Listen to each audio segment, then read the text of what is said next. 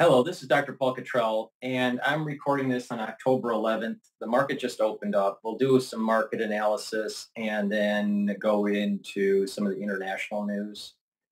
So please make sure that you subscribe to all my channels. I have 4 channels on YouTube. I have Brighteon, Bitchute, and Rumble. I also have two feeds on X, and also I'm one feed on GETTR. So please follow me. All the links are in the description of this video.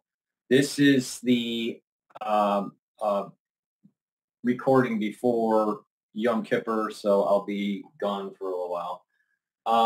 But what we're going to be doing is go over the news, the market news. Right now, the S&P 500 is trading at 57.88.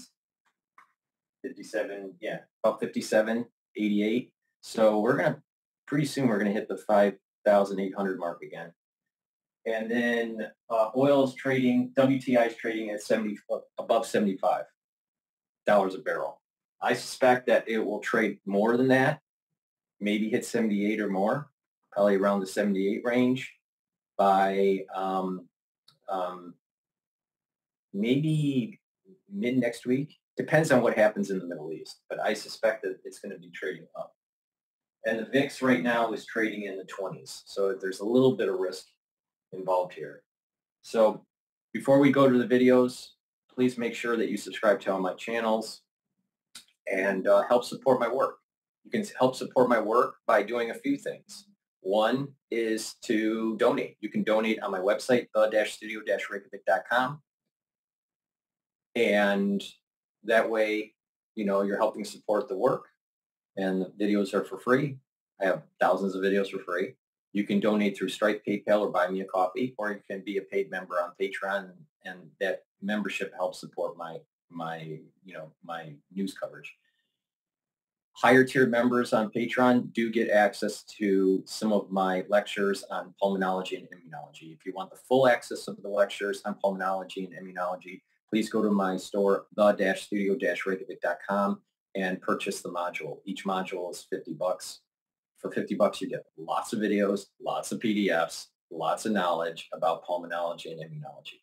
You get a unique password, and you can log in anytime and take a look at the PDFs and the videos. You can download the PDFs to your local if you want. So please go to my store, the-studio-reykjavik.com. The link is in the description of this video and all my videos. As you know, I've been doing a new format. I have videos that are that have the larger screen version without the dashboard, the market dashboard, and then a video that's released with the dashboard. So you can follow along and see as the news develops as I record. The new series that I'm creating is called Telemetry. So I'm retiring the series called Gen 0, and now this new series is called Telemetry, Episode 1. So please go to my store, the-studio-reykjavik.com, and get the collagen and the peptides. The collagen and the peptides helps to improve your skin, improve your hair, your nails. Also, it helps with your joints, your cartilage, your bones. This is very important to take every day as a supplement. So please go to my store, the-studio-reykjavik.com, and get the collagen. If you follow my protocol, I have an anti-aging skincare box, beginners and advanced, that you can get the collagen also with a bunch of other supplements that help to improve your skin. So please go to my store and get the collagen. You should be taking collagen every day. You get a big scooper, you mix it with food or with water, and you take it every day. So let's go to, well, before we do that, also structural nanosilver soaps. I have 5 different varieties. The 2 that I have in my hand are lemongrass and the charcoal tea tree. So these are very high quality soaps. They're made from structural nanosilver, and this will, neutralize pathogens. So this is a great buy. Get a couple bars for your household. Way better than Dove. Dove has a bunch of chemicals in it. This doesn't have any chemicals in it. So please go to my store, the-studio-reykjavik.com, and get these very high quality structural nanosilver soaps. All right. So what does Fink have to say here? He's from Black Rock. About the deficits. Young people, message to them about investing right now. Look, the more you can put away, and I know it's hard, the compounding of returns will allow you to have, a retirement with dignity. I found an amazing company actually in Germany, one of the neatest companies that are focusing on retirement. That's all they focus on. And they already have about $80 billion under advice. And it's all about helping Gen X people understand the power of compounding, and Gen X about how should they be putting money to work early in the age. And in most cases, this is excess savings, or they work for small companies that don't have a plan, and they're doing it, like we do there. We need to be educating more on the power of this, and and it is imperative now that we make sure that these new generations of young people, that they're focusing on this long-term goal, and I think this is going to be important, and this is why I've been advocating. We need to have a conversation about deficits, but we also need to have a conversation about retirement. And the sooner we can have a educated conversation about retirement, we can fix it.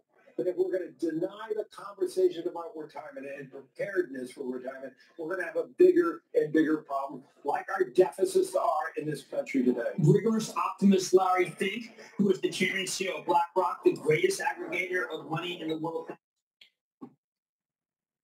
I think it's self-evident with the whole compounding of interest, and you save early and build up a base, right? That makes sense. The same thing with your health.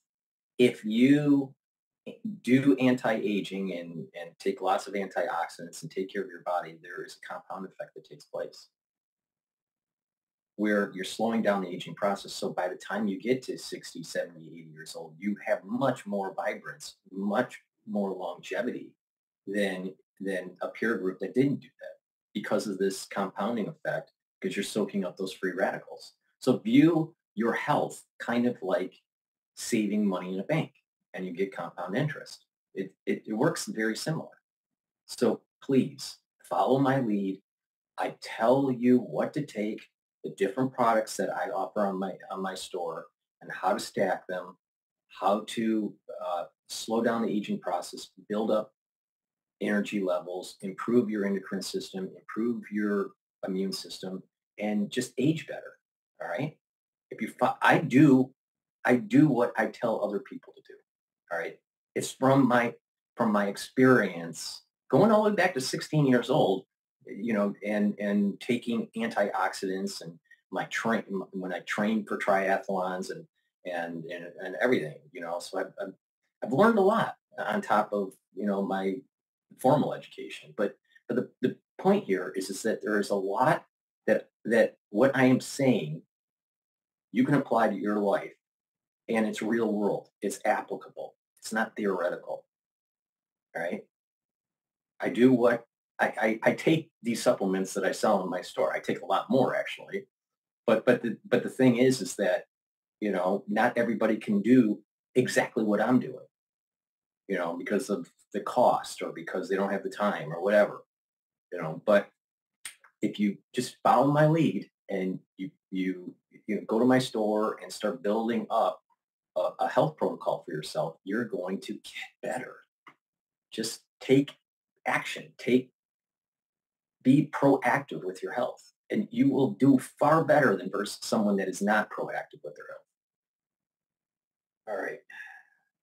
With that said, everyone's going into commercial, so let me do commercial and while they recycle. Please go to my store, the-studio-reykjavik.com, and get the Health Max 35 or the Health Max 14. It's a structural nano silver liquid. Take a teaspoon a day, swish it in your mouth, gargle, 20 seconds or so, swallow it. What this does is neutralize pathogens. It maintains that mucosal barrier, so you are boosting up your immune system. All right. Structural nano silver gel neutralizes pathogens. It's a dual purpose product. It also is a skincare. Put it on your skin. on a wound, an abrasion, a minor burn. It'll help to heal it quicker. It'll help to heal acne also. In addition, you put it on your skin at night and exfoliate in the morning. And what will happen is you're going to notice that your skin is clearer and tighter, especially around your face. It neutralizes pathogens. We're in the cold season in the United States. If you're around people that are sick, you should be taking this every day. So put it on your hands. It stays active for 5.5 hours. You can put it around your mouth, your nose, your eyes, your ears. Lightly coat your nostrils, and you're neutralizing pathogens and maintaining the mucosal barrier in your nostrils. So please go to my store, the-studio-reykjavik.com, and get the structural nano silver gel. You're going to need this for the cold season. Trust me. Toothpaste.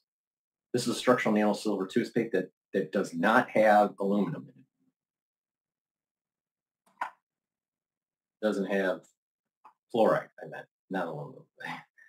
Doesn't have aluminum in it either, but fluoride.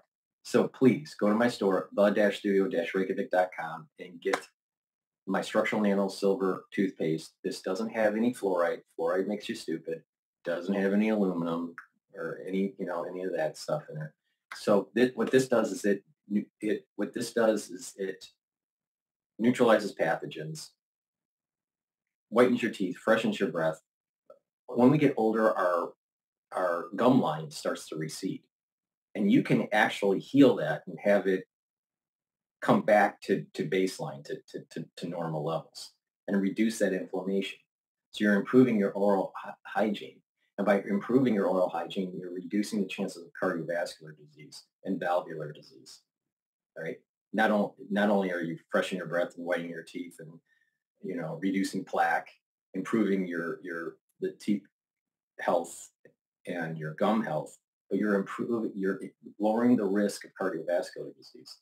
That's important. So please go to my store, the-studio-reykjavik.com, and get the structural nano silver toothpaste.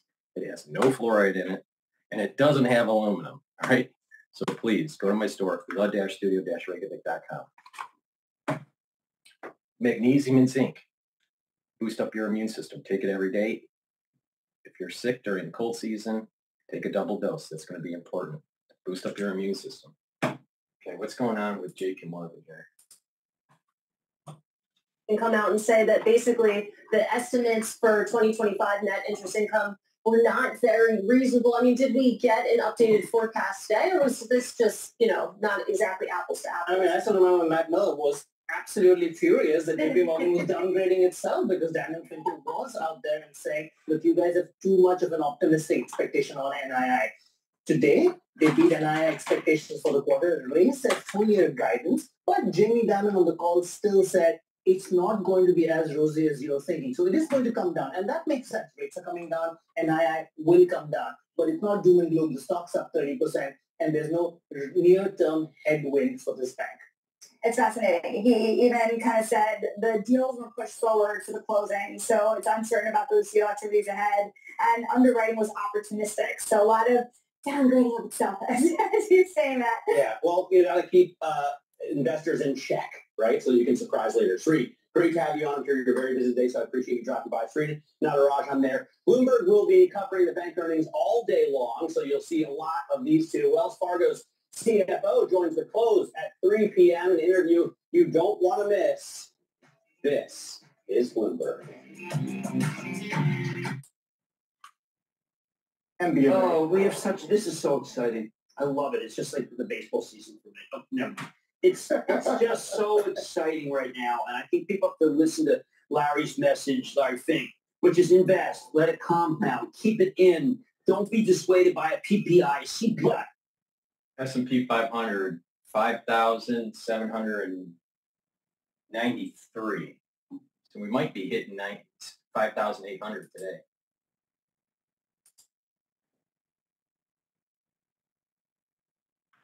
Markets on a more robust. But I do wonder about what that really means for public and private in terms of those markets. Well, I do know that you can get a good return by being in this infrastructure fund, but it's not open yet. I always try to get in. When he was the first guy to do crypto. If you remember what he said, I asked him, I said, how could you do this? He goes, I changed my mind. The big change is one. Jim, we will see you later. Good hour, Jim Kramer. Well, when we come back, a former Tesla executive with reaction to the company's robo-taxi event. Shares down almost 9%. Don't go away. Yeah, this robo-taxi thing is kind of interesting. This robo-taxi thing that's popping up with Tesla is kind of interesting. But I don't think that it's going to take hold. I really don't. Okay, what I want to do is let's take a look at what's going on in the news here. Let's see news. Interesting. Let's play something different here. This is Victor Davis on Fox. Okay, I want to talk now about our nation, our animal spirits, and the origins of where they come from. The Protestant work ethic, which became the American work ethic, I think that's at the core, right? Think about the Protestant work ethic, a focus on long working hours, eschewing idleness, saving money, accumulating resources while investing for future benefit. I mean, that's just like animals that live for their communities and future generations. Now, this work ethic, it does the same with extra motivation for God's glory. Now, it's not unique to America, but unfortunately, it only exists in pockets in Europe right now. I do want you to check out this. This is a coin from 1582 Antwerp. The words say frugality, and justice equal prosperity. And this is why when politicians call for a war on big business, which, by the way, is on the ballot next month, what they're really talking about is a war on successful small businesses. I mean, think about this. Consider the nation's largest employers and where they started these businesses. Amazon's got 1.5 million workers. It started in Bellevue, Washington. FedEx has 500,000 workers. It started in Memphis, Tennessee with one plane. Home Depot, 460,000 workers. It started in Marietta, Georgia. That's not where Boom started. Target, 400,000 workers. It started in Minneapolis. And then there's Walmart. Walmart began with its first store in Rogers, Arkansas, the year I was born. Wow. That's amazing stuff, folks. Now, again, I mentioned that there are... Guys, it's crunch time, and any dollar that you can give to help my father deliver a massive victory matters now more than ever, folks. Now, again, I mentioned that there are pockets of this animal spirits that still exist in Europe. There's an area in Sweden that's known as Småland. And guess what the characteristics are? Resourcefulness, frugality, they're very religious and community-driven, entrepreneurship. And on a visit in 1897, the King of Sweden, King Oscar II, he made an interesting remark. He said, how fortunate it is for such a poor area, one of the most barren in the country, that through ingenuity and resourcefulness of the local people have found a new and profitable and at the same time unique way to make a living. By the way, one of the companies that was born there may be familiar to you, IKEA. Sadly, though, the animal spirits have been drowned out in Europe by socialism and the Green Movement across the entire continent. It's a different here. It's a difference right now between that and America. Because in America, everyone still, to a degree, believes they can be extraordinary, that they can achieve any dream. In fact, when Tocqueville came to this country, he came here, he wrote Democracy in America. Now, he came here originally to study our prison system, but he was fascinated. As he interviewed Americans, he was not only fascinated, he was offended, right? Because everywhere he went, every American thought they could be anything they wanted to be. And let me just read some of the reasons that it offended him, because in Europe, it was all about the aristocracy. Aristocratic societies always include with them, in the midst of a multitude of individuals who can do nothing by themselves. In aristocratic societies, men have no need to unite. Each wealthy and powerful citizen in them is the head of a... Michigan preliminary October consumer sentiment fell. Michigan 5 to 10 year inflation expectation fell from 3% to versus 3.1%.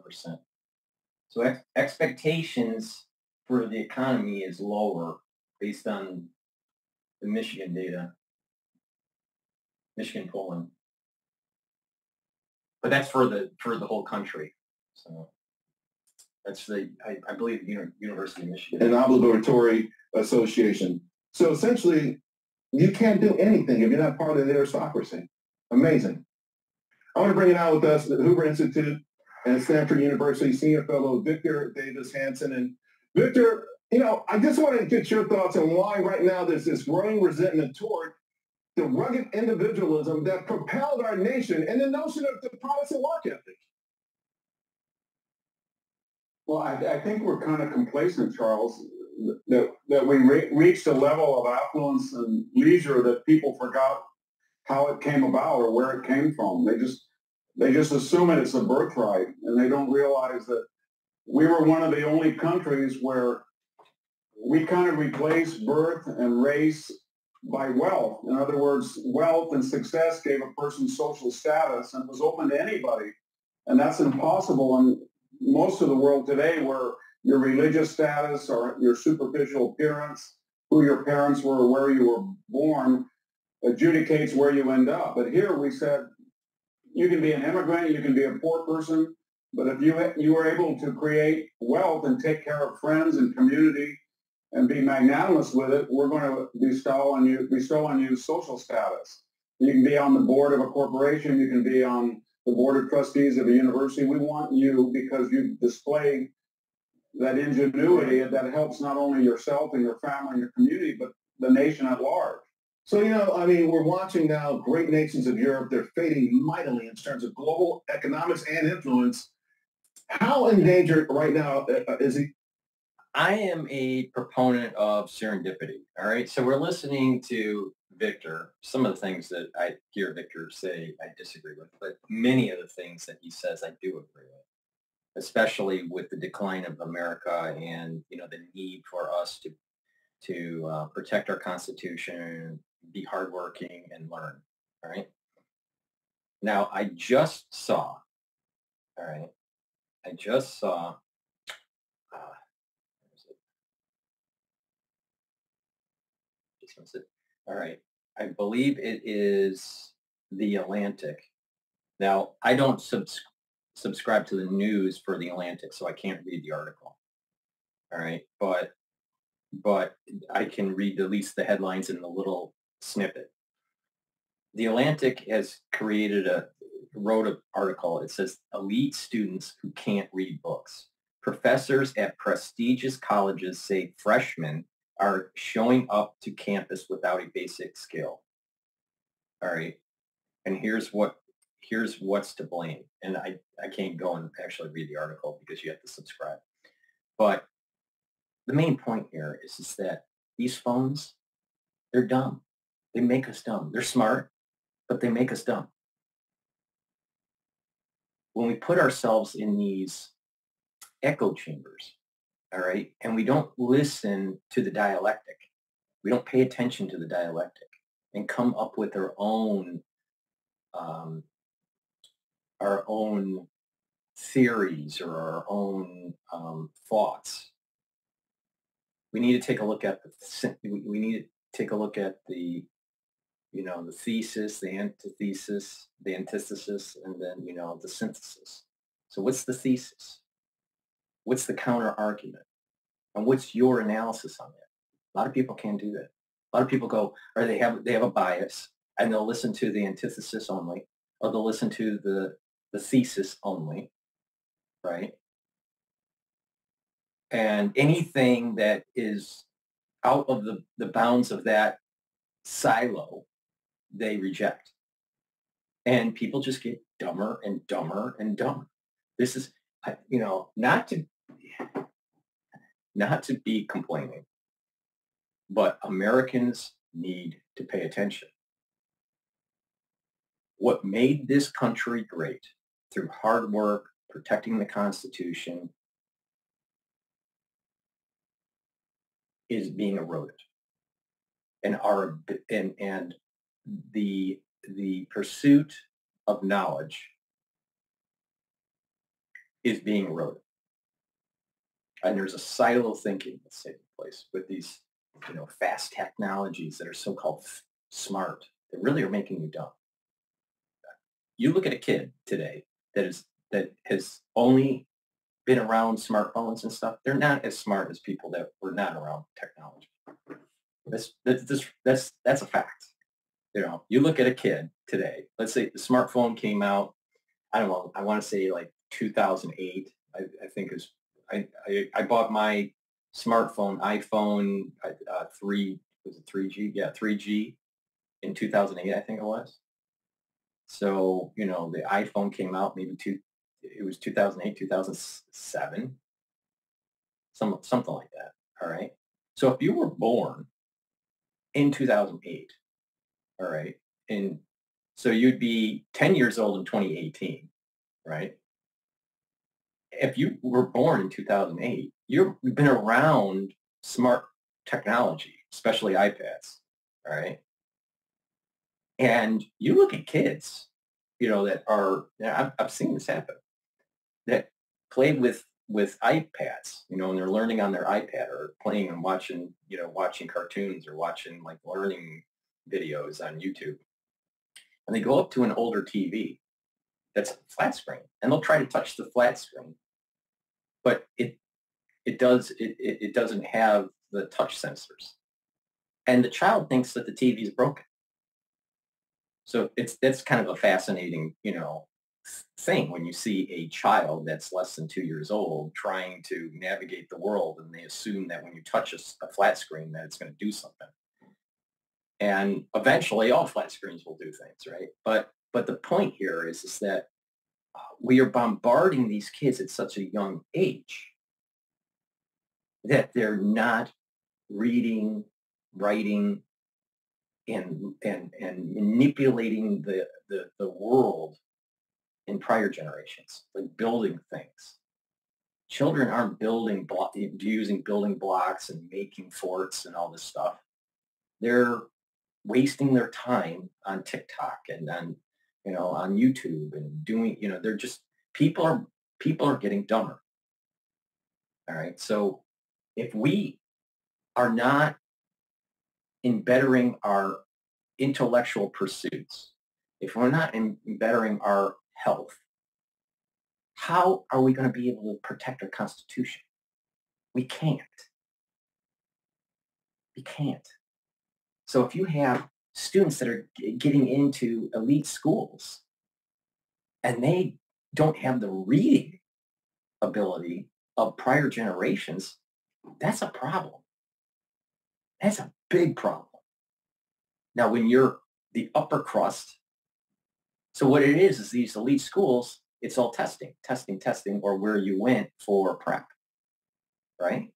But are you really getting good thinkers? I don't think so. I don't think so. If you compare, let's say, someone that graduated from Harvard in the 1950s versus someone that's graduating today, I would say that there are skill sets that these new grads don't have. And I'm not sure if they can really protect the Constitution. And it's easy for them to, because they're not very knowledgeable and they didn't read the Federalist Papers, you know, and the arguments that were going on during the framing of the Constitution. So they're easy to be convinced by the Democratic Party. Just get rid of the Electoral College. It doesn't mean anything. Shouldn't the person that gets the most votes win? Well, a populace, you know, a population vote versus an electoral college are two totally different things. And you don't really fully understand why we have the electoral college if you don't understand the arguments that were going on during the framing of the Constitution. And the argument was this: population density areas would control the presidency, and rural areas would not. And the idea is that each state would have a say. So you give lower populations the ability to have a say for the executive branch.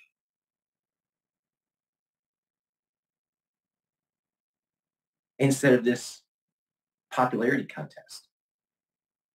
But when you have a student body that only uses smartphones, that doesn't really read and write, that doesn't really think, look at what's the theory, what's the counter theory, and synthesize that.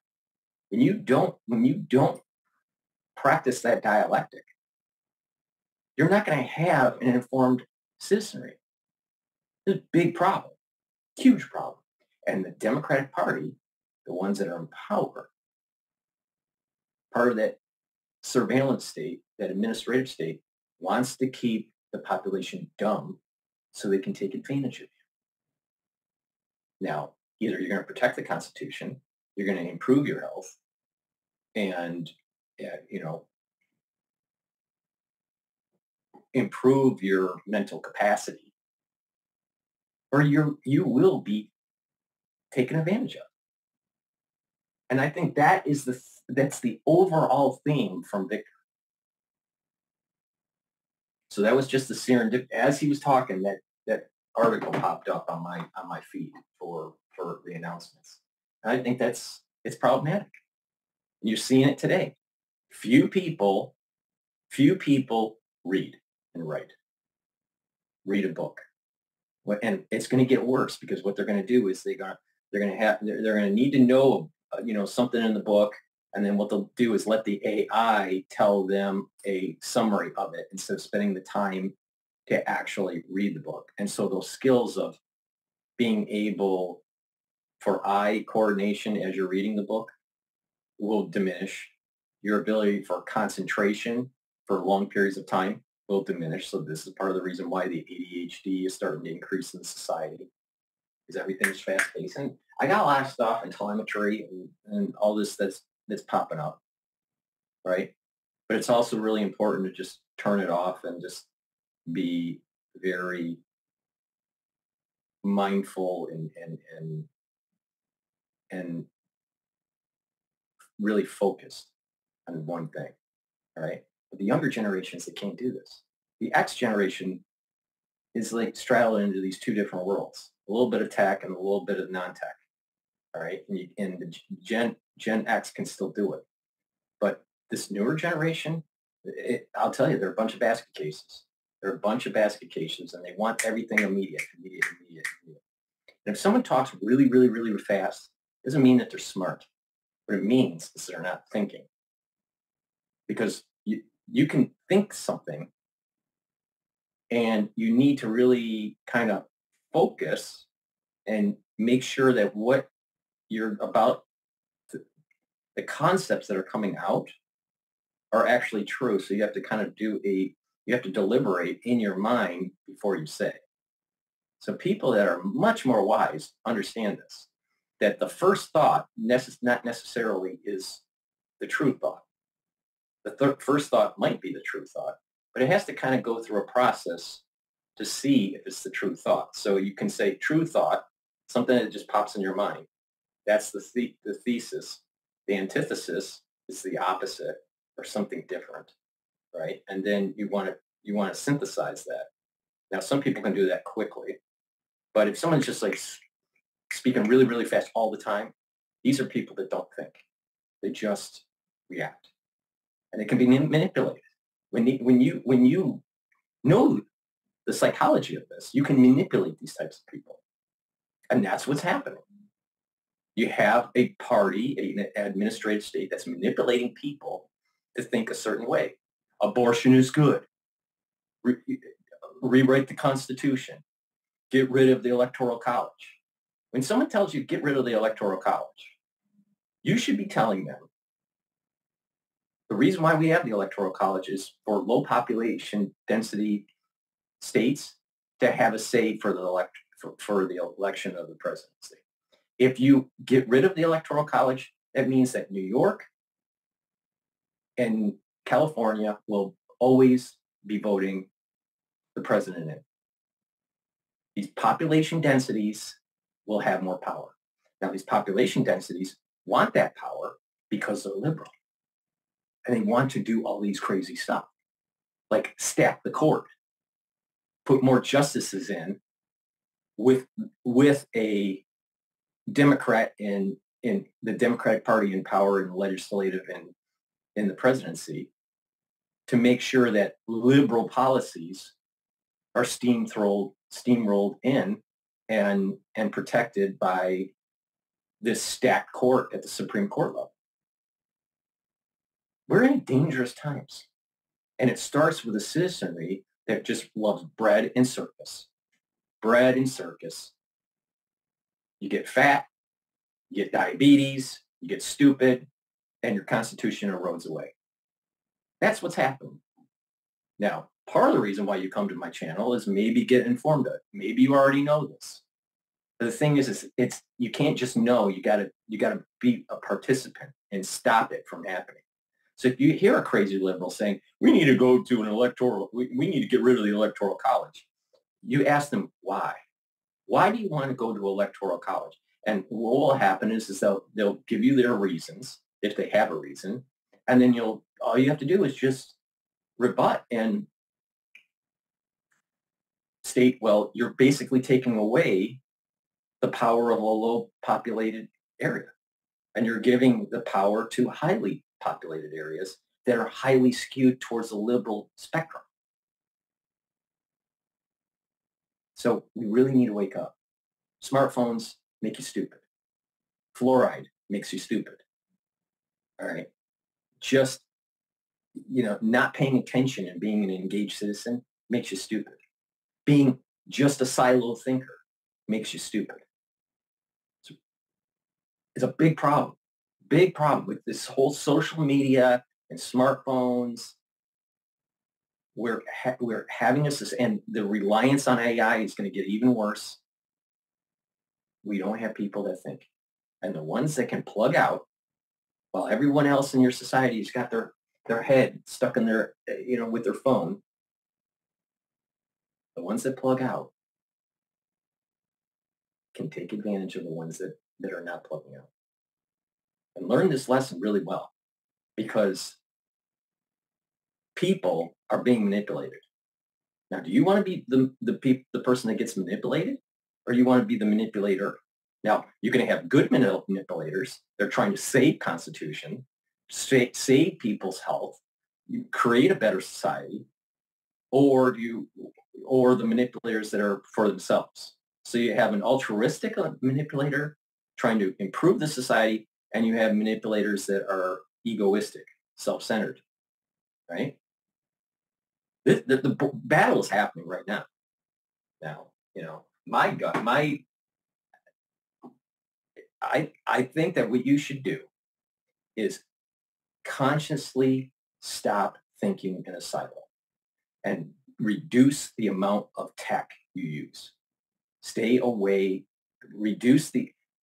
try to reduce the amount of garbage that is being just fed to you by society in your food, in the information that you get, and really be a thinker.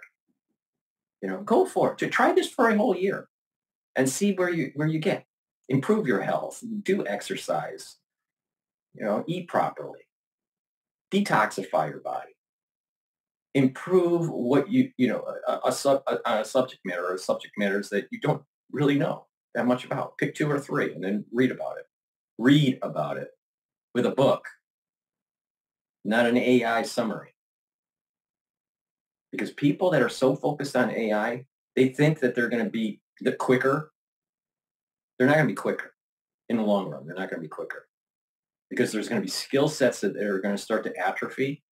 And then all of a sudden, what they thought was quick actually makes them slower. And then the ones that didn't do it, they may not have that information as fast, but they have skill sets that allow them to think. So there's a short-term and a long-term perspective here. Over-reliance on AI is going to make you stupid. Trust me. Dr. Paul Cottrell isn't wrong.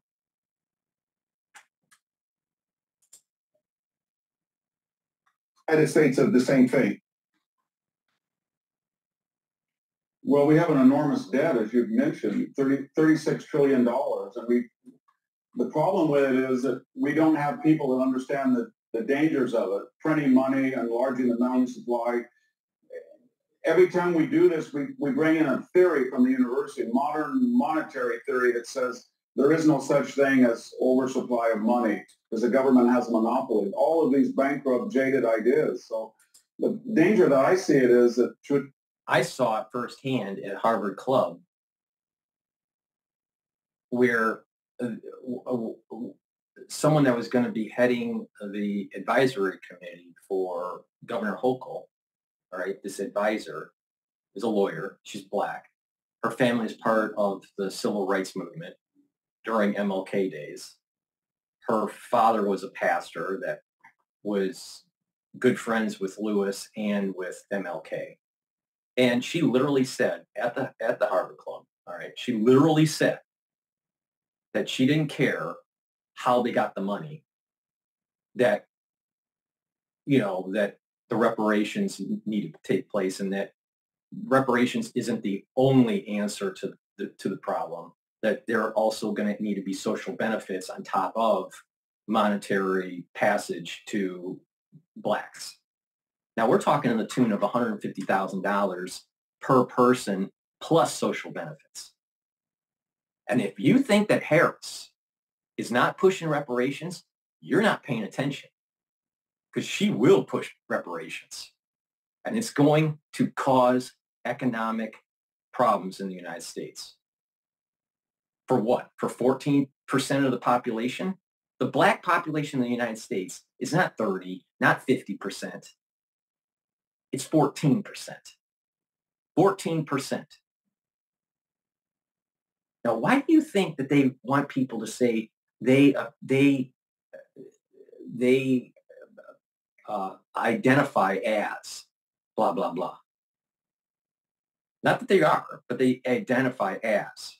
Let's say someone that's white that is identifying as a black, or someone that is mixed race identifying as a black, but they're as much of a black as an Asian. All right. What that does is that brings up the ratio. Instead of 14%, it's pushing it up higher and higher so they can accrete more. And the higher that number, the perceived number, the more perceived power they have, and therefore they'll be able to push the reparation. Why do you think that they're pushing all of these videos and movies and trying to demonize white males and females, all right, and elevate a black constituency? This is not a racial issue that I'm saying. I'm not a racist. I'm just stating facts. That's what's happening. So the perception would be that the population in the United States is so much more black than it really is.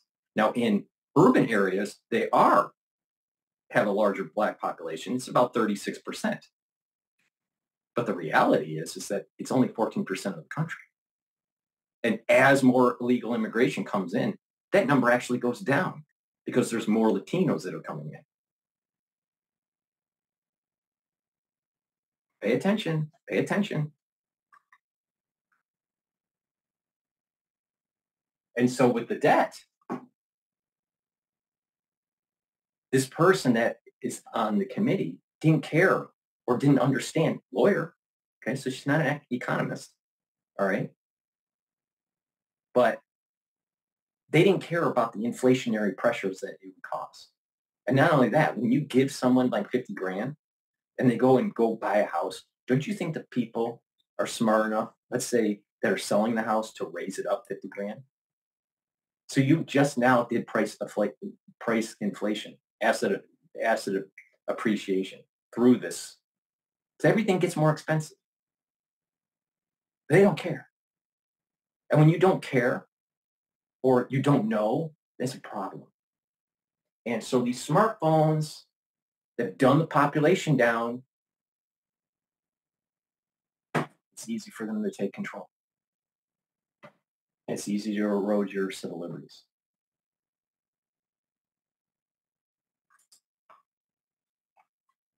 Worries about the money supply, debt, the need for frugality, productivity, they're being excused or they're being rationalized away by our theory class. Right. And we don't have enough people that are informed to object.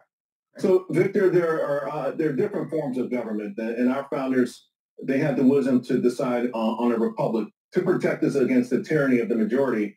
And I've been really studying over the last few years, and it's interesting to me because One thing I read that struck me is that if we had been in this current form right now, again, of a republic with limited government powers, we'll go to a monarchy with tyranny will rule.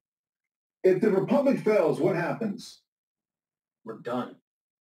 Well, we end up either into an autocracy run by one or two people or a radical French revolutionary majority. And notice that the left is always trying to attack the idea of a republic. They're going after the Electoral College without any idea what the founders said about it, that it was necessary to protect rural interests, geographical interests, the integrity of balloting, the power of individual states under federalism. They're going after 170 years of a 9-person court. They're going after bringing in new states without any idea that could be very dangerous unless there were balanced, one conservative, one liberal at the same time. Yeah. But what's the rationale for it? It's the power of the majority without any check. Yeah, it's just amazing to me that we are not here by accident. You know how we got here? Why dismantle it? I got a minute to go, but I want to ask you. That's important to really focus on. We are not a democracy. We are a constitutional republic.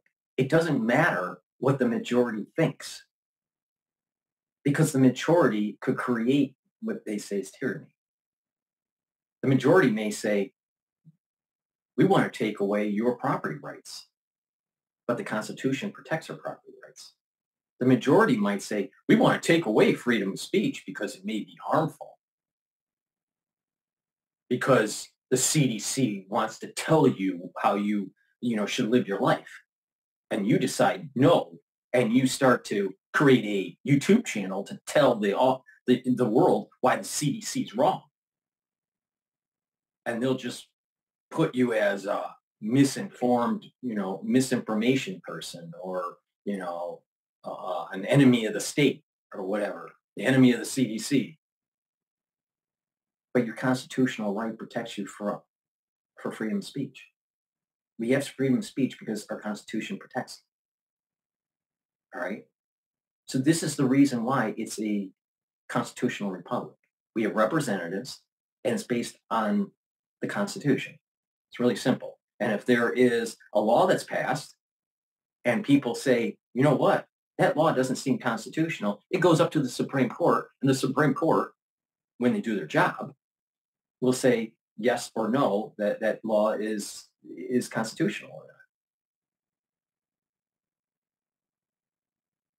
But when you try to stack the deck, and every time our checks and balances are biased, then it's easy for people to take over, and we no longer have a representative government.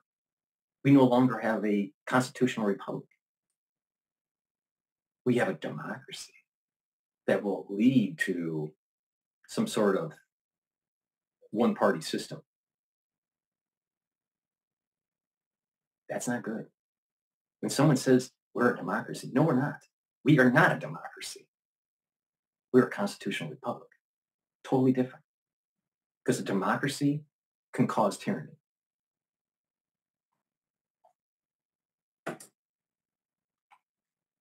Written dozens of books.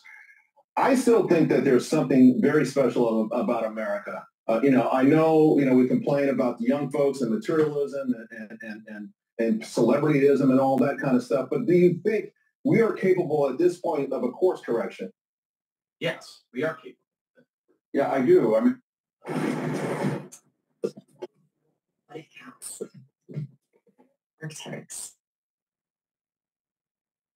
Future of fast food automation is here. Hi, I'm Yusuke of Miso Robotics. Our fry station robot Flippy has already fried over. yeah, I do. I mean, we have we're the longest republic dash democracy in the world, 233 years of a constitution. And we've never had a major revolution since the Civil War. And we're pretty stable for all our factionalism. And we have an amazing ability, if we go to meritocratic, legal, and diverse immigration, to bring in talent from all over the world with a promise that anybody can succeed. We have no aristocracy, no birth-determined grandee. Merit immigration. That means you got a skill, or you fall in a very, very rare group where there is some sort of atrocity that's happening and, you know, you need asylum. But having merit to get into this country. That way you are a builder. You contribute. You strengthen the country. Not a bunch of people that have failed countries that aren't contributing. All right? Because these people are coming from failed countries that are socialists. Socialism fails. Period. It's amazing. I'll tell you, if you are a conservative person that cares about the country, about God, family, country, if you care about the Constitution, if you care about for people to have protection of their civil liberties, then when you hear someone like a crazy liberal trying to erode your constitutional freedoms and say, hey, we're a democracy and all this bullshit, all right, you need to push back. Stop being afraid to push back. It's time for conservatives to be engaged and say, hey, respectfully, you're wrong. We don't need to go to an electoral college. That's a dumb idea. You know why? Because that was already discussed during the framing of the Constitution in the Federalist Papers. All right? So if you want to bring up bad ideas, go to the original founders and find out why are we at the place we're at. And then you'll realize that the Electoral College in this case was a wise decision. You know, everyone wants to, you know, America's Idol, you know, whoever is the most popular. No, that's not how our government works. There's mechanisms in place through the Electoral College to allow low population density states to have a say.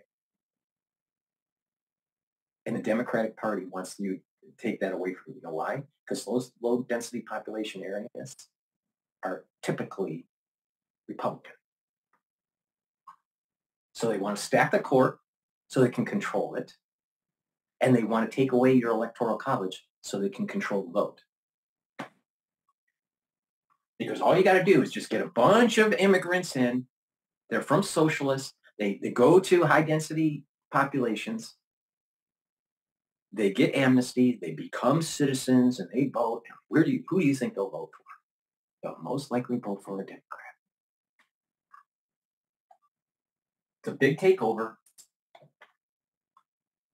Because that's very rare in history.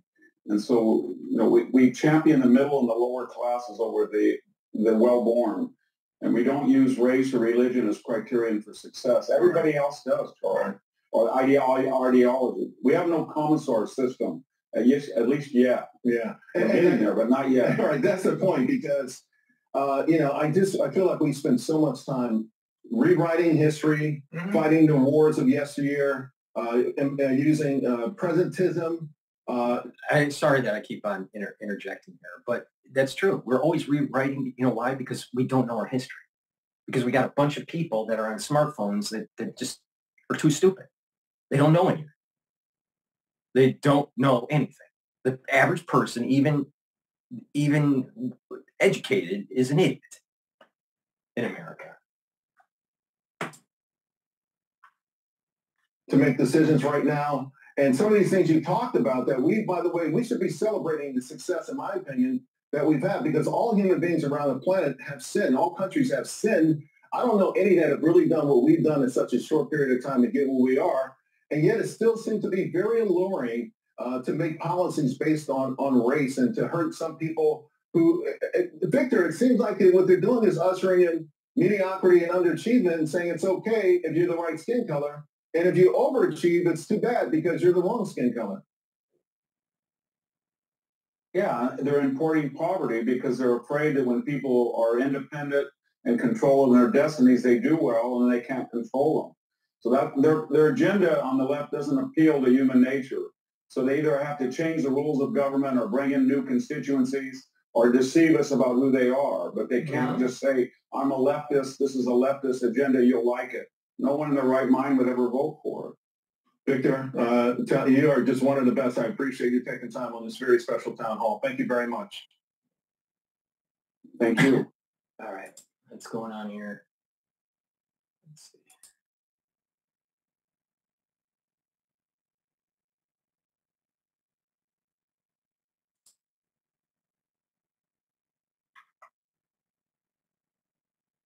I'll tell you, it upsets me so much and how stupid Americans have become.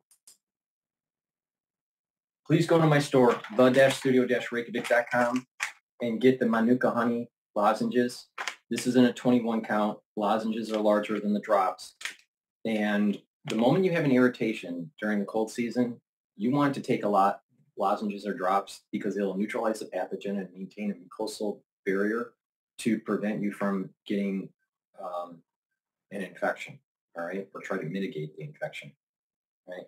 A lot of people don't realize that a perturbed mucosal barrier is going to increase your chances of getting an infection with cold, right? So please, the moment you have that irritation, take the lozenges right away. It's very important. And I have it in Manuka honey in a 21 count. Get a couple bags for your household so you're ready. So right when you get that irritation during the cold season, that you're prepared and you're mitigating it. I also have the drops in a blueberry, cherry, and also in honey and lemon. All right, so please go to the store, the-studio-reykjavik.com, and get the drops. In addition,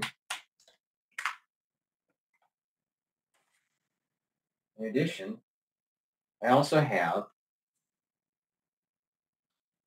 the deodorants that I partnered up with Rainbow Herbals, and we created these deodorants. We have it in peppermint, lavender, and tea tree, and citrus. These are dual purpose. They help to detoxify your body, but you use it as a deodorant every day. Why does it work? It is made from essential oils from the Himalayas. All natural. Very high quality. All right? It's for males and females. Please go to my store, the-studio-reykjavik.com, and get a couple bars for your household. All right? These are high quality, help to detoxify your body, and to make you smell good. All right? So please go to my store and get these very high quality deodorants. It's very important to take a multivitamin. Multivitamins are cofactors for enzymatic activity. This is an easy to digest vitamin. People that are, going on the path of proper health and nutrition should be taking a multivitamin every day.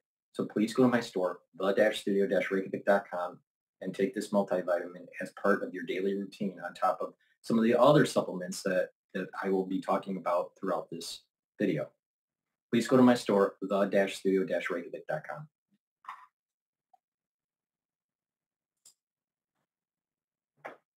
Hitting fresh all-time highs, big banks rallying after kicking off the earnings season with some pretty solid earnings. This shares at JP Morgan Chase right now, they're up 4.7% after posting a surprise gain in net interest income. They also raised their forecast for that metric. Wells Fargo, those shares right now, they are gaining 6.8%, and they top analyst expectations. Tesla dropping 7.4%. They unveiled the highly anticipated self-driving taxi. It was kind of light on specifics. Major prices paid to U.S. producers. That was one of the pieces of economic news today. Unchanged in September. That was restrained by declines in gasoline. And it does suggest a little further progress toward taming inflation. And consumer sentiment, as measured by the University of Michigan, unexpectedly falling for the first time in about 3 months. S&P 500 right now, 37 points higher. That's up 0.7%, 58.17 on the index. Again, a new record there. Dow Jones Industrial Average, record there, up 315 points. That's a rise of 0.75%. We're at 42,769. The Nasdaq 100, 48 points higher, and that is up 0.2%. And we check the markets for you all day long, right here on Bloomberg Radio. I'm John Tucker at your Bloomberg Business Flash. Hold on out. All right. Thanks so much, John Tucker. I'm Alex Steele alongside Paul Sweeney and John Tucker. This is Bloomberg Intelligence Radio. We bring you all the top news in business, economics, and finance through our lens of our Bloomberg Intelligence folks. They cover 2,000 companies in 130 industries worldwide. So here's a story I don't understand. So it's a great story to then talk to Bloomberg Intelligence about. A TD Bank is going to pay almost $3.1 billion in fines and other penalties and face a cap on its U.S. retail banking assets. This is after pleading guilty to failing to prevent money laundering by drug cartels and other criminals. We got the legal side, we got the business equity side for you here. Elliot Stein is Bloomberg Intelligence litigation analyst, and Paul Goldberg is Bloomberg Intelligence senior equity analyst. Elliot, start with you. Explain to me the legal story here. Right. So yesterday, TD Bank became the largest bank in U.S. history to plead guilty to money laundering violations. They paid $3 billion, which is now the most any bank has ever paid for money laundering violations. And they are now only the second bank to have an asset cap imposed on them after Wells Fargo over 6 years ago. Although it should be noted that the asset cap on TD Bank is only limited to its U.S. retail bank operations, so it's sort of a smaller asset cap than the one imposed on Wells. Hey, Paul, how much does this impact what investors kind of their view of TD? $3 billion is a big number, Elliot says, but they got $120 billion market cap. So what do you think? Yeah. Hi, Paul. $3 billion is not that big of a deal for them as a bank. They have 13% of capital ratio, and they reserved most of it already, just shy of a few dollars there. The asset cap is the bigger issue, and it's going to impede growth. Now they gave some ins and outs, what they're going to do, trying to accommodate the new requirements from the regulators. They're going to cut their U.S. assets for those retail banks by about 10%. It's going to be an additional $1.5 billion charge. And even excluding that charge, some of the actions that we saw, when we ran the numbers, it could be as much as another 30 cents on the earnings. So another few percent of the earnings are going to get shaved next year. And how long is it going to take to unwind? It's going to take some time.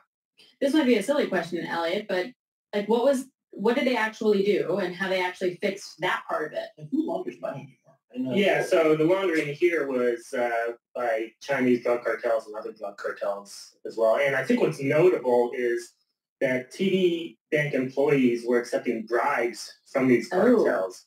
Yeah, a couple of them were indicted previously, a couple of TD Bank employees. So I think that's what made this sort of a more egregious case, because usually with banks you see that their AML processes are deficient.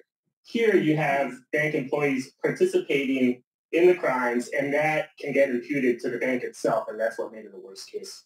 Paul Goldberg, I'm looking at the stock kind of flat on the year. What's the call on a bank like TD and maybe just Canadian banks in general?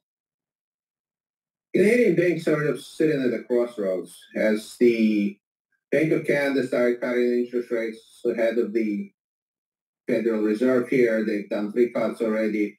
They kind of sit in between the two worlds. One is the slower growth and risk of actual recession, which is kind of minimized at this point. And the other one is the profitability. The loan growth slowed quite dramatically in Canada and somewhat in the U.S. And their mortgage market is a little bit different than the U.S. when mortgages reprice to a higher rate, which exposes consumer to a very different risk. And about 75% of mortgages overall, and a lot of them that were issued at a very low rates during the pandemic, are due to reprice in 25 and 26. So a lot of what's going on and what might happen, people are looking at the Bank of Canada and how well it can actually prevent that from spilling over into consumer pains. So then based on that, when you take a look at the stock, it's down by about over 2% today. Do we see it was down about 6%, I think, yesterday. What part of this is reflected in the stock? How much of the macro, Bank of Canada, and then how much of this kind of legal fees, et cetera? So I think the macro has been reflected in the stock for quite a while because relative to peers, it's been underperforming all year. And the story... Yeah, I'm going to go to CNN here.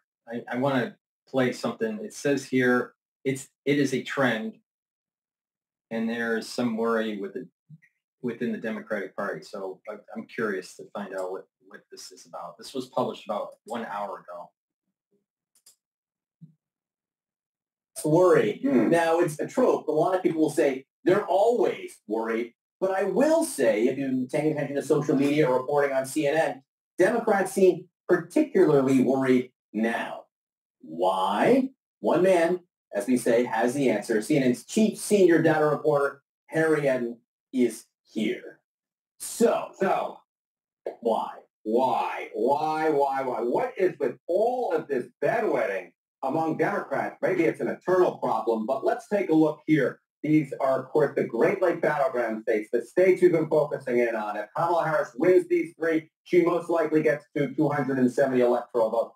Take a look 3 weeks ago. Harris was ahead by 2 in Pennsylvania, 2 in Wisconsin, 3 in Michigan. Look at where we are today.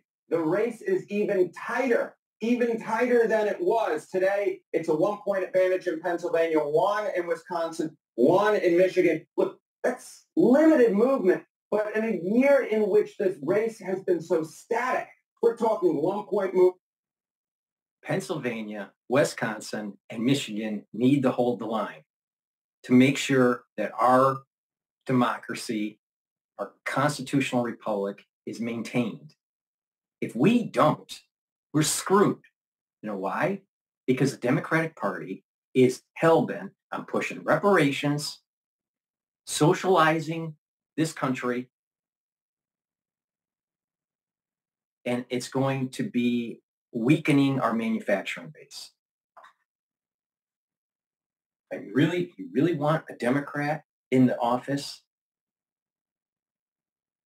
while they are coordinating the war in Asia? I don't think so. I think an Asian war, which is coming, is going to be executed better with a Republican president.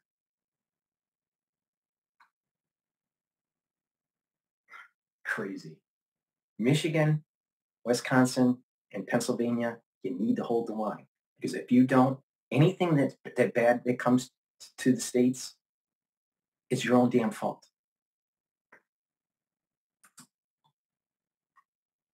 One-point movement, 2-point movements, and we see movements in all three. This is the type of thing that, at least in the public polling, makes Democrats worry, and I think that the public polling in this case is reflected in some of that internal polling, some of that reporting that suggests that these Great Lake battleground states have certainly tightened a lot, where at this point they are way too close to call. It is what you call a trend. It is when a you trend. See something like this over several states. When you compare this to 4 years ago, what does it look like? Yeah, so this is what I mean. Even the newscasters are stupid. But you know the thing is they talk down to you like you're a 4-year-old. It's a trend. I'm sorry. CNN. And we're going to look at an average across these 3 states, right? Michigan, Pennsylvania, and Wisconsin. An average on October 11th. What do you see? Well, if you look 8 years ago, Hillary Clinton was way out in front in an average of these 3. She was up by 8. You go 4 years ago, Joe Biden was up by an average of 7 points across these 3 Great Lake battleground states. You come today, it's just a 1-point advantage for Kamala Harris across these 3 Great Lake battleground states. So Kamala Harris, at least in the polling, is doing considerably worse than Biden or Clinton. And of course, Clinton lost in all 3 of these states. Michigan, Wisconsin, Pennsylvania, hold the fucking line.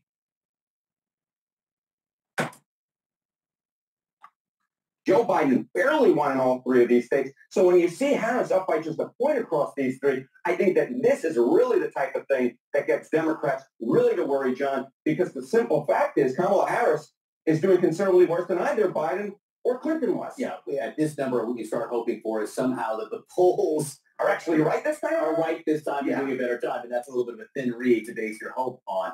There may be some other reasons in general why Democrats are more worried. Yeah, because Harris is an idiot. I think it just comes down to the fact that Democrats are more worried about a Donald Trump presidency than Trump supporters are about a Kamala Harris presidency. So angry if the opposing candidate wins. 52% of Harris voters say they'd be angry if Donald Trump won, versus just 42% of Trump voters who say they'd be angry if Kamala Harris won. So I think this is more of a bigger, larger picture. It's not just that the polls are tightening. I think it's just what it represents, CNN. What it represents, CNN, the clown news network. What it represents, CNN, is that Democrats riot. Where do you think the BLM movement came from? Where do you think the anti-Israeli movement came from? Where do you think Occupy Wall Street came from? The whole Occupy movement. It came from the Democratic Party. And those types of voters, the ultra-liberal, the ones that have blue hair, the ones that don't even know if they're a male or a female, the ones that are, I'll tell you, I want this country to be successful. But if we keep on having stupid people doing stupid things, God might as well hit us with an asteroid. General about a Donald Trump presidency than the reverse in this particular situation. Ariane, thank you very much. Thank you, my friend. Have a great weekend. You as well. Okay. So Kamala Harris is continuing her campaign media blitz, taking part in a town hall hosted by Univision for undecided Hispanic voters. Listen. When I am elected president, I will bring back that border security bill and I will sign it into law and do the work of focusing on what we must do to have an orderly and humane pathway to earn citizenship. If you don't win the House and the Senate, there's no way that the legislative branch is going to pass a bill, honey. So just because you're a president doesn't mean you're going to make it happen. Retard. For hardworking people. I think it is a false choice for people who would say you do one or the other. I believe we must do both. I believe we can do both. Joining me right now is Gen Z activist. Gen Z activist. Wait, hold on. To earn it into law and do the work of focusing on what we must do to have an orderly and humane pathway to earn citizenship for hardworking people. I think it is a false choice for people who... If they came over here illegally, it's illegal. All right? Very simple. And they can be deported. Now, it gets complicated if they've been here for years. They should still be deported, even if they were here for years. But if they've had an anchor baby, then it gets much more complicated. And then you give them a choice. That choice is you can deport with your child. You can deport without your child. And if the child is an adult age, it doesn't matter. If the child is not an adult age, the child can go with the parents that are being deported. Or the child can go into foster care. Or give them another option. And that is you can stay, but you are heavily taxed for the services that you used as an illegal citizen or an illegal alien. You're not even a legal citizen. I mean, an illegal immigrant, right? And after you pay, then you can get in the back of the line to get your green card. But first you have to pay some sort of restitution or something, some sort of amount for the services that you use as an illegal immigrant.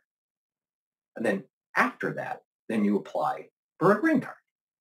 And if you apply for a green card and you get it, then you're on your way to citizenship.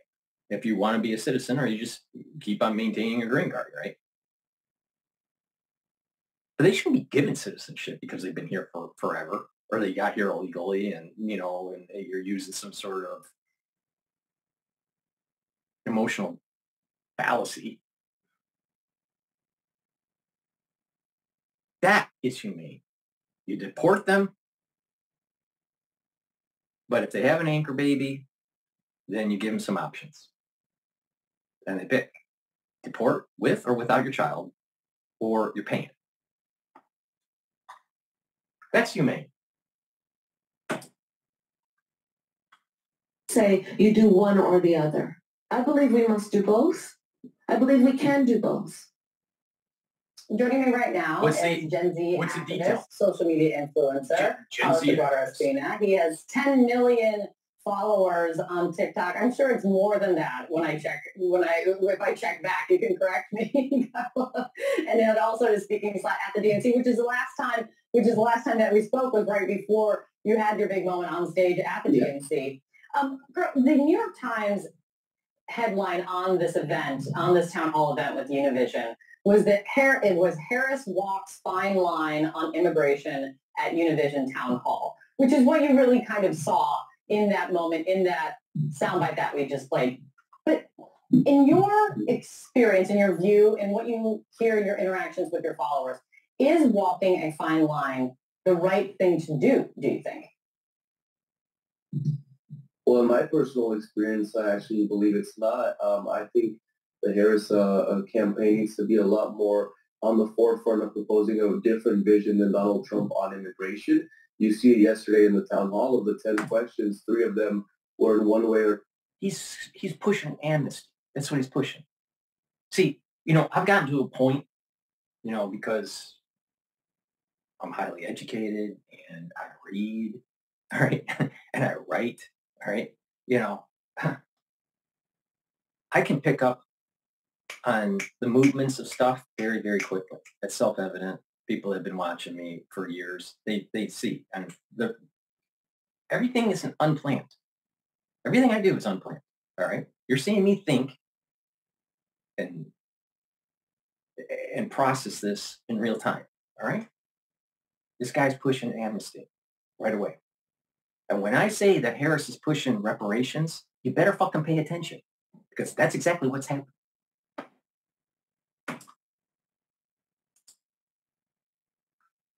Related to immigration, you had the daughter who lost her mother, the guy who has friends who are on DACA, and then you had other issues on immigration, and they're all highlighting, right, the humane aspect of it, and I think that's something really important to lean on. And obviously, the humane aspect. The humane aspect is the emotional fallacy. Did they break the law? Yes. Are they here illegally? Yes. Some of them have anchor babies. Some of them don't. If they don't have the anchor baby, they can be deported, period. And they can apply for, for proper, get the back of the line and properly get processed into this country. But why should they get some sort of amnesty because they broke the law? They shouldn't. Now, they get their anchor baby and they're here, then bring your baby over, back to the country you're from. Well, we want America, blah, blah, blah. Well, then you can pay. You can pay. Now, maybe, they'll go, well, that's not fair. Well, it's not fair for you to be here. You're here illegally.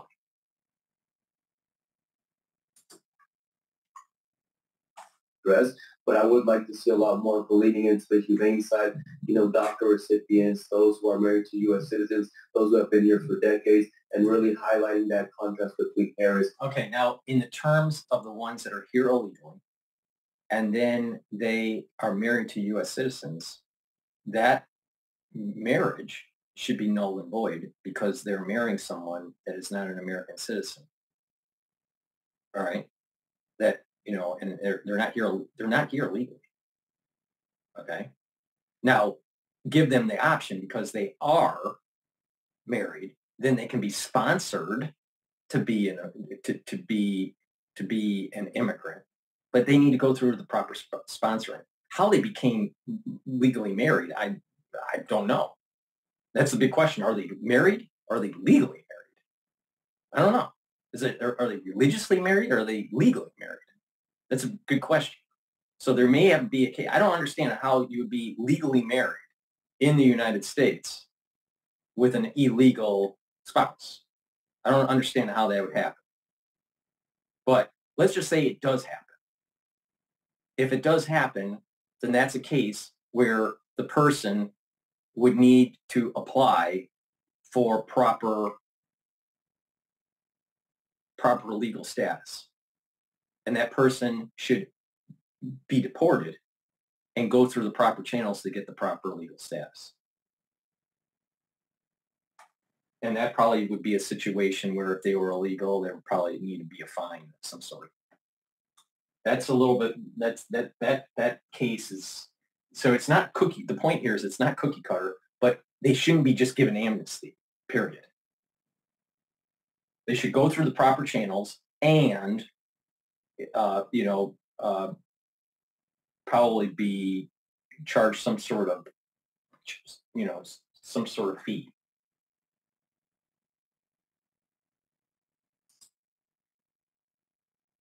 Trump, and I think she's doing a good job. And the whole DACA thing is that they're here with their parents and they're illegal. So the whole DACA thing, they should be deported with their parents. They should be deported. I'm not against DACA. That is interesting because I was going to ask you, what you're getting at is, as it's been described, the shift that people have seen in Kamala Harris's position since she's gotten into the campaign. I mean, Harris is now pledging to impose even more restrictive immigration, asylum, and border policies than we've seen really,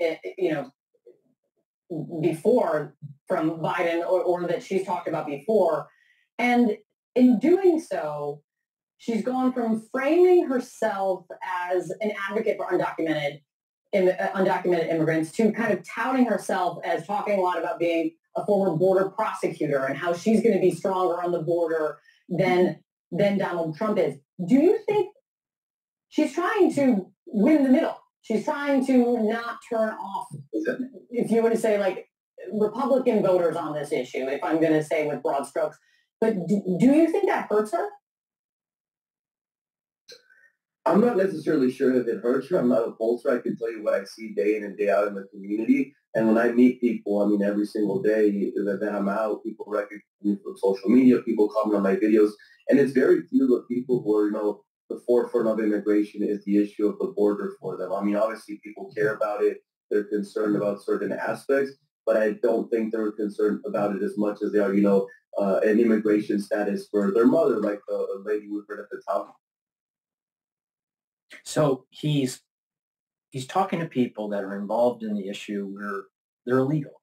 So obviously they're worried, and they want they want a president that will give them legal status. They're worried because they know they're here illegal. This is the point that I'm making. They know that they broke the law. They know that they should be deported, but we have an administration that is afraid to do it. Or maybe it's too costly. But the point here is that it's not a cookie cutter approach, but there needs to be some sort of punishment for the ones that broke the law and been here for years. Maybe they have been productive citizens, quotes, illegal citizens, but they should go through the proper channels. And they should be paying some sort of higher taxation or some sort of fee that kind of neutralizes their illegal status. Now, the complication is what if they have an anchor baby? Or what if they married an American citizen?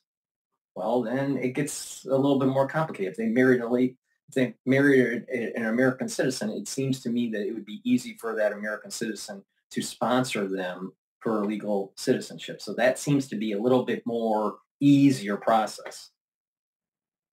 The whole anchor baby thing is a complicated one, because if they want the baby, they can be deported with it. If they don't want the baby, they shouldn't be staying in America. They had the anchor baby because they thought they would be able to keep themselves in the United States. That's why they call them anchor babies. People need to call them off on these things. They broke the law. They knew what they were doing was wrong. And they were using the Democratic Party as cover for their spouses or for their children or whoever it may be that they really care about. And that's why I believe, it is really important for the Harris campaign to lean more into that pro-immigrant, especially focusing on those who are already here. And you can do that without necessarily, and I think she recognized that, compromising border security and all that narrative around it. But yeah, I would like to see more of, talking about those who have been here 10, 15, 20 years, working, paying taxes, contributing. What is the plan to help them? If you didn't have an anchor baby and you're here illegally and you're paying taxes and contributing, you can be deported and apply for proper legal admission. That's the way it should be. Just because you're paying taxes and you're illegally doesn't mean that whitewashes the illegal status. No, they should be deported. They broke the law. And their families as well. I think that would really win her some points on people who maybe right now are undecided. And what do you, And it might be hard to wait, kind of encapsulate. and let's think about this. Let's think about this. If you're illegal, you can't vote. So why do you care? Now, it's if you had an anchor baby or you have a relative that happens to be an American citizen, but then let's really dive into what's the actual stats on that, where you have an illegal person and then you have relatives that have legal status in the United States. All right, that can vote. All right, what is that? What is that percentage? All right, for example, you have 20 million people come in. What's the percentage of people that they are related to that have legal status of that 20 million? Is it 100,000 voters? Is it 200,000 voters? Is it half a million voters? Who knows? It's not the 200. It's not the 20 million because they're illegal. They're not supposed to be voting. As far as I'm told, they don't vote. They're not supposed to vote. They're illegal.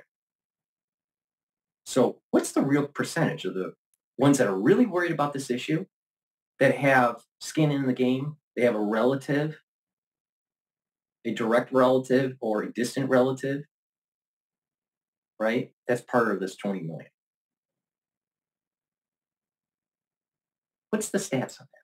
How many real voters this is really affecting them versus, well, it's just a policy issue and not really affecting their lives directly? I think that's probably high. There's a higher percentage of the ones that don't have a direct relative that's illegal versus one that does within the Latino community. So I want to know the stats on that.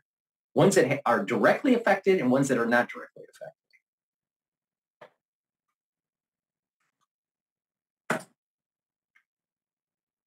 What do you think is the top issue? Is it immigration or maybe just beyond immigration that you are hearing from your, more than 10 million followers on TikTok, many of whom you assume are Latino voters? Yeah, well, I'm willing to bet that majority of the 10 million that are his followers are not Latino voters. They may be Latino, but I don't think they're Latino voters. But there's more to it. There's the economy, there's democracy. There's a lot of different aspects of it. And I think the biggest thing I've noticed is a lot of people are voting this time around, not so much based on policy, but more on personality. And, the more they get to meet Kamala Harris, the more they understand, that she's a human. She's, she's compassionate. I think that's what I saw yesterday was really passionate.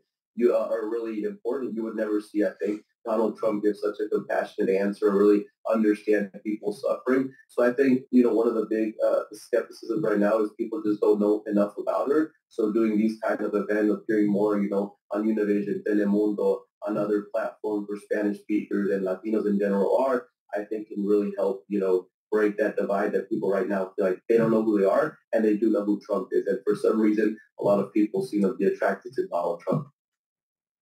To be productive in the United States, you have to know English. All right? So if you can't understand the politics and you are a voter in the country,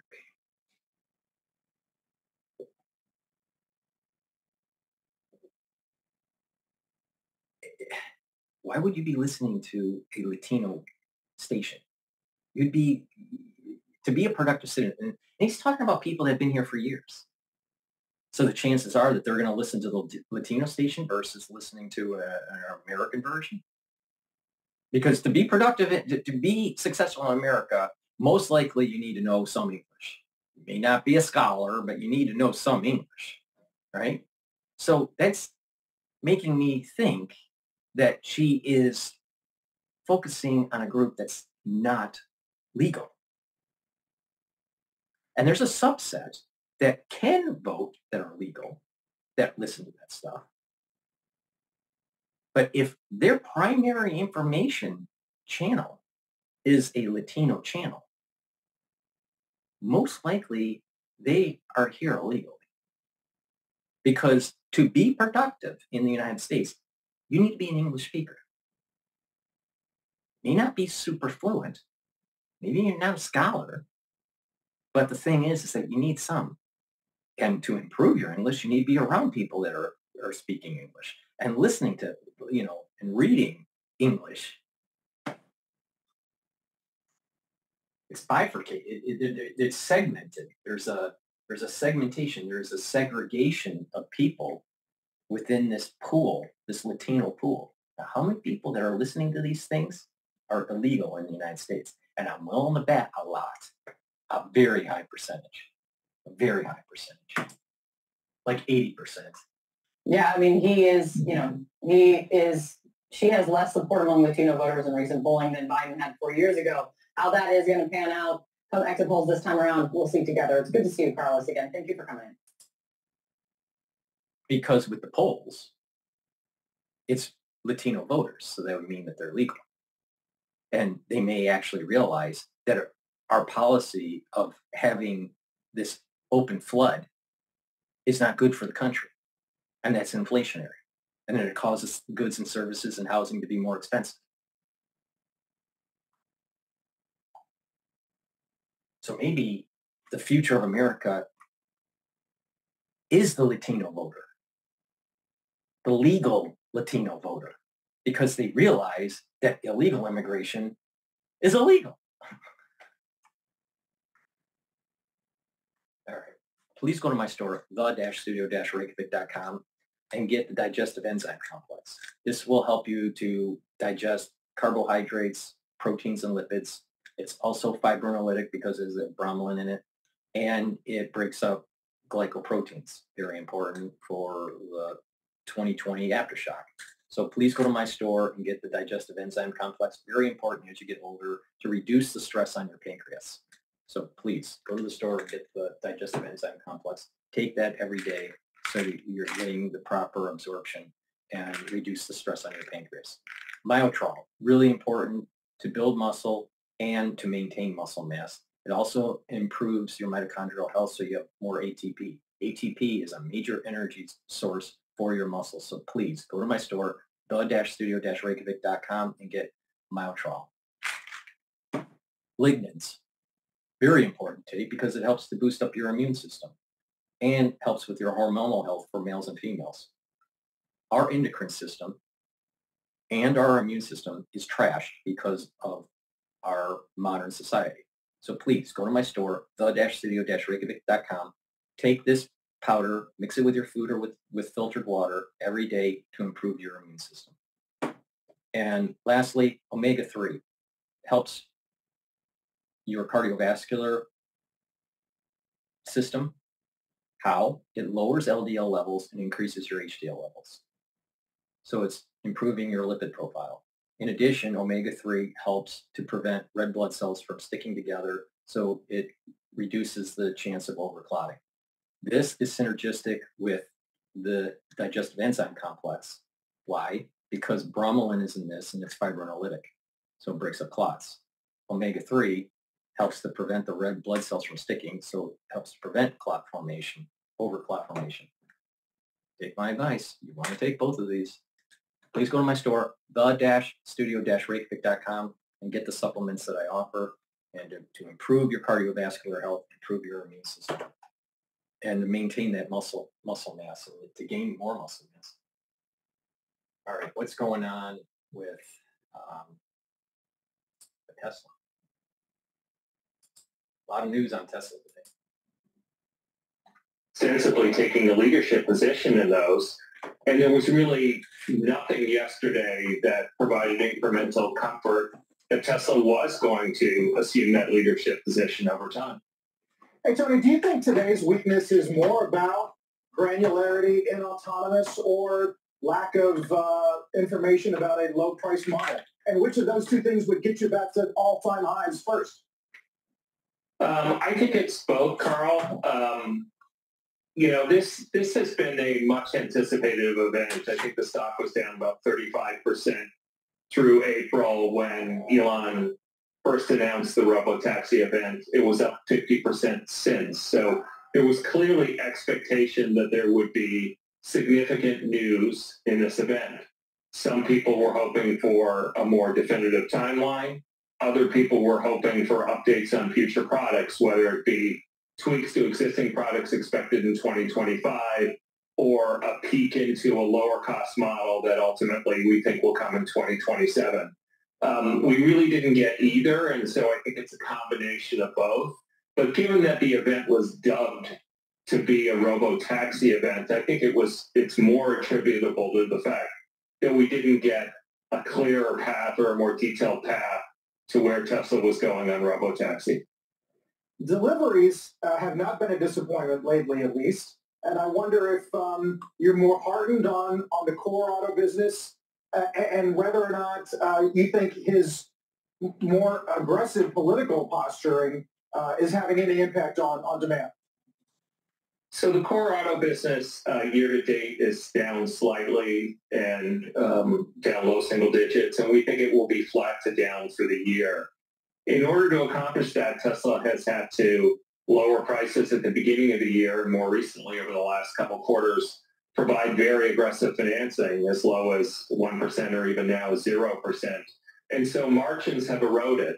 So you have a company whose unit growth in vehicles is flat and margins are down. So, the core business is still sputtering. I think there's some hope that with tweaks to existing models, that business will improve, hopefully beginning next year. But, the principal concern that we and many investors have had for the last couple of years is that Tesla really hasn't had a new model in 4 years, and its lineup is aged. And the products in absolute terms are doing fantastically. Having two models that sell 1.7 million units is incredible. But it's difficult to grow without having new models and with having such a narrow product lineup. And unfortunately, we don't really expect anything materially different until likely 2027. Yeah, this is what Farley's been trying to, I guess, tell him. The business is about refreshing your inventory, your modeling, but I'm not hearing you talk about any kind of political liability on Musk's behalf. I think it's difficult to really ascribe what Elon Musk's political statements and potentially polarizing comments might mean. Arguably, the country is very split today, and so he could be, attracting half the population, and he could be polarizing the other half. I think it's difficult to say. I think the common belief is that, Tesla's current customer base is ultimately one that is coastal and left-leaning, and so that customer base may be disenfranchised with Elon. But I think the predominant reason why the company is struggling is really all about its product lineup and much less so about any political considerations. I think it's. I guess the counter. My take on this is that the product line is getting older, and people are realizing EVs aren't that robust in terms of distance. It's hard to charge. It takes a long time. And the life of the battery, the durability, it costs a fortune to replace. So it's not a durable product, and it's an aging product. Please go to my store, the-studio-reykjavik.com. I'm going to go over a couple supplements here, and then we'll jump into Ultra Zero to find out what's going on. Vitamin C is important to boost up your immune system, but also helps the health of your skin. So please go to my store and take the vitamin C. Take a double dose if you're not feeling well during the cold season. Drink it with filtered water. Vitamin D3, very important to soak up calcium. It also is a gene expression cofactor, so it helps with cellular processes, and it'll help to get rid of cells that need to go into apoptosis. That's important if cells are infected. Resveratrol.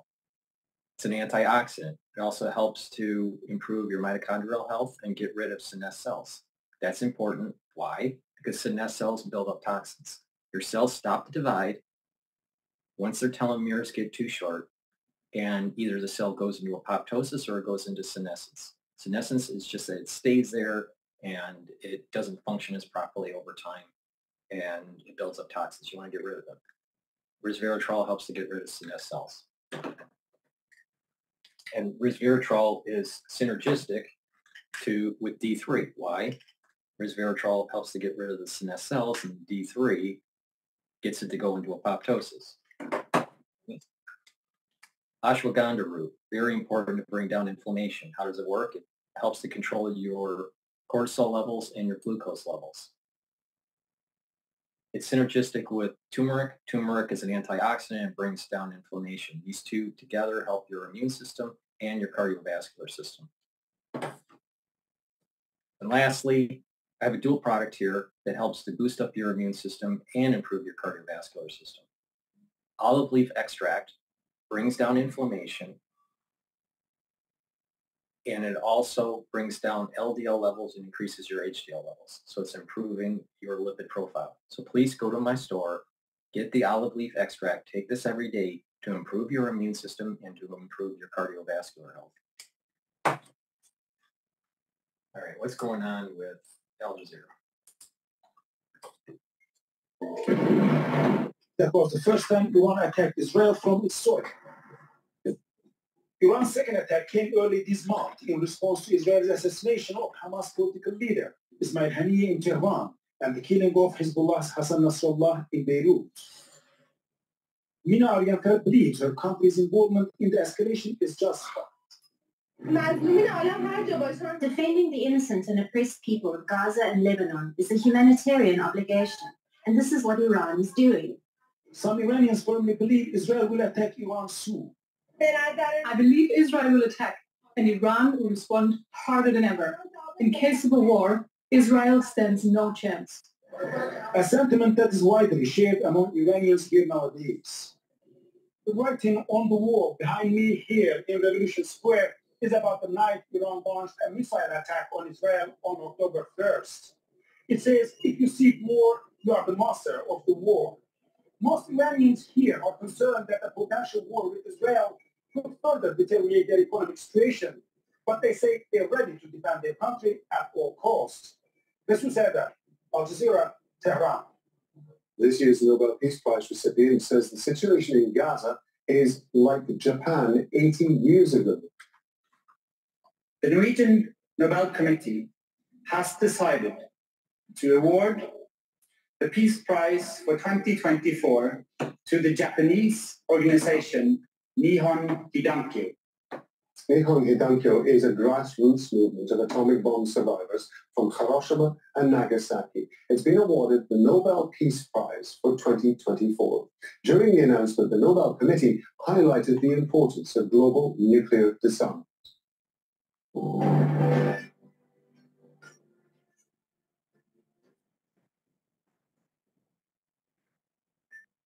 A Russian ballistic missile attack in the Ukrainian port city of Odessa has killed 5 people. A residential building has been hit overnight. It's the second deadly attack in as many days. 8 people were killed in a Russian missile attack in Odessa's port on Thursday. Previous Russian strikes in the region during the war have targeted cargo ships and grain silos in what Kyiv says is an effort to destroy its export capacity. Ukraine's President Volodymyr Zelensky has met Pope Francis at the Vatican. It's the latest stage in Zelensky's European tour to boost support for his so-called victory plan aimed at ending the war with Russia. The pontiff has repeatedly called for an end to the fighting, focusing on prisoner exchanges and a diplomatic solution. The Italian government has opened 2 migrant processing centers in neighboring Albania. It's part of a 5-year deal signed between the 2 governments. Male migrants exclusively were picked up by...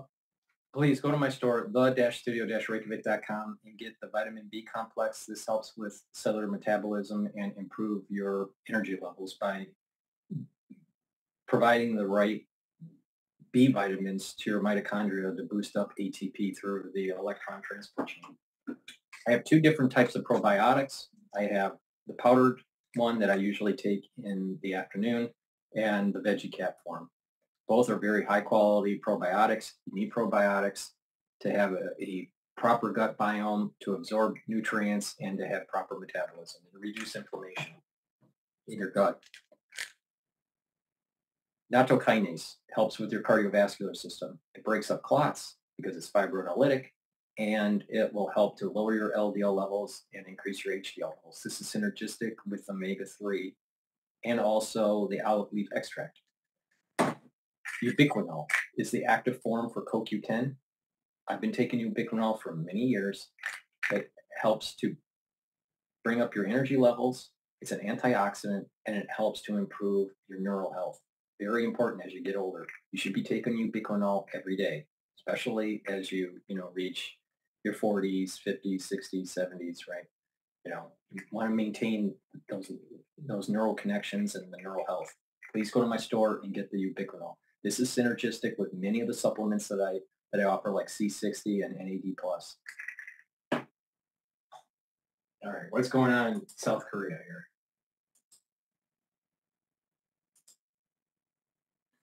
Yeah, well, the other discussion this week has been, sure, you might be counting on stimulus, but if they're going to be detaining Taiwanese manufacturing executives at Foxconn plants, does that erode some of their stability?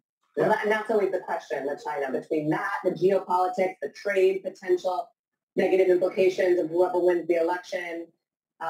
Yeah, those are issues. Regulatory uncertainty. It goes back to the Druckenmiller quote that we talked about. As long as she's in charge, the leader, he said that he's not diving in. But there are plenty of investors after this big rally we got this month who want to play the economic story if there's a comeback. Yeah. One reason to watch the tape on Sunday. Let's get a news update. In the meantime, Dow's at 3:30 with Silvana now. Hi, Silvana. Hey, Carl. Good morning. Nearly 2.5 million people remain without power today in Florida after Hurricane Milton swept through the state as a Category 3 storm. NBC News has confirmed at least 16 deaths from the powerful hurricane. The Coast Guard has begun reopening ports in the southeast, but stressed that boaters still need to be cautious and stay out of the way of rescue crews. Ukrainian President Volodymyr Zelensky met today with the Pope at the Vatican for their second face-to-face encounter in 4 months. Zelensky is traveling across Europe this week to share his proposal for a victory plan against Russia. He was supposed to meet with President Biden and other NATO leaders, but Hurricane Milton derailed the summit.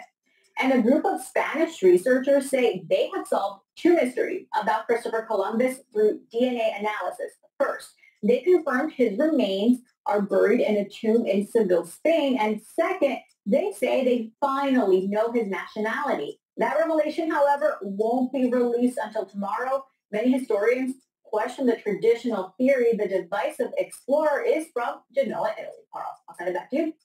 Thanks, Silvana now. Still to come this morning, Goldman Sachs detailing its top 25 tactical trades going into earnings, a list that has outperformed the S&P every year of the last decade. The firm's head of derivative strategy is going to join us after the break. Please go to my store, the-studio-reykjavik.com, and get NAD+. This helps to increase your energy levels, helps to repair DNA damage, and improve the health of your neurons. It's synergistic with ubiquinol. NAC helps to bring up your glutathione levels. Your glutathione levels are very important because that is a strong antioxidant pathway. So you want to soak up those free radicals. In addition, it helps to detoxify your liver and your kidney and help with anxiety. So it'll help with your body to get into your parasympathetic system.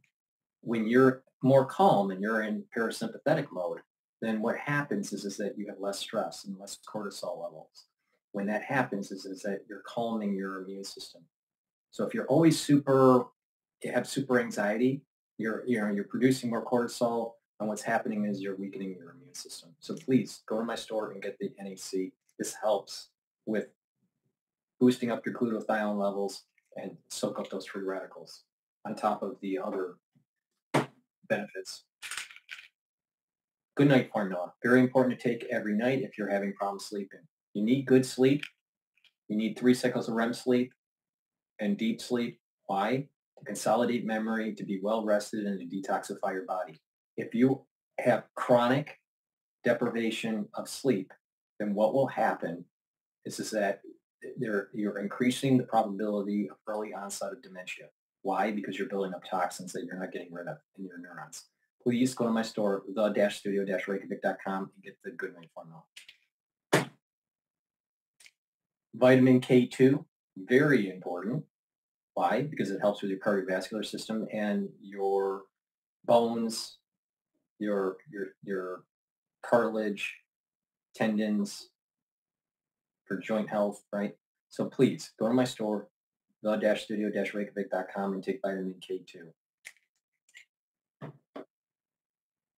All right, Tesla's really all over the place in the news today.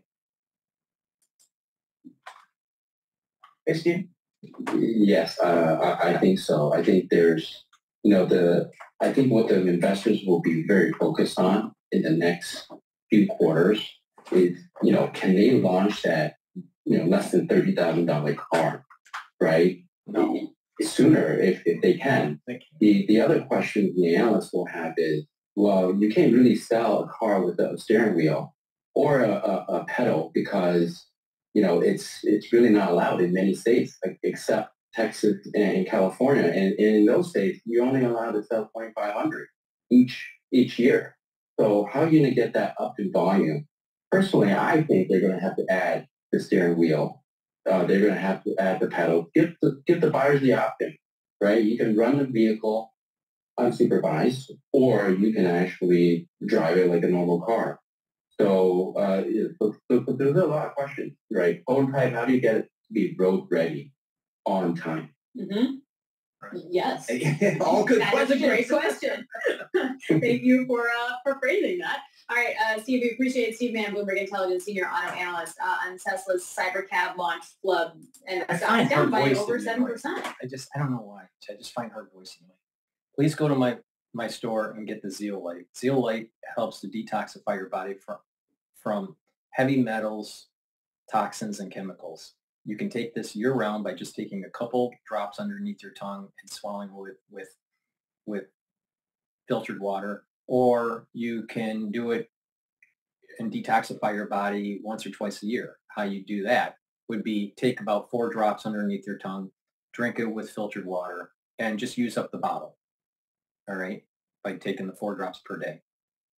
And then, do that once or twice a year. So it's up to you. But you can do it year-round, or you can do it once or twice a year to detoxify your body by soaking up those heavy metals, those toxins, and those chemicals, including the forever chemicals. You can get rid of forever chemicals, and it's very important that you filter your water and change your diet. Stop eating processed foods. You don't want to be eating these foods that have these types of chemicals in them. And lastly, C60. I have it in extra virgin olive oil. I have it in MCT coconut oil and also avocado oil. I have it in a 2-ounce, a 4-ounce, and an 8-ounce configuration. Please go to my store, get the C60. It is a very potent antioxidant. They'll soak up those free radicals and slow down the aging process and improve your mitochondrial health so you'll have more energy. That's really important. You'll notice that your body is performing better, and you'll also notice that you're aging slower. So please go to my store and get the C60. That's the end of my transmission. Thank you for listening. The market right now is trading at about, the S&P 500 is trading at 5,813. Oil is trading at about 75.36, and the VIX is at just above 20. So right now, the equities are rallying. A little bit of an elevated risk, a little bit of a risk in the VIX, maybe because of what's going on with the Middle East. And oil is stabilized at about $75 a barrel. Thank you for listening, and have a nice day.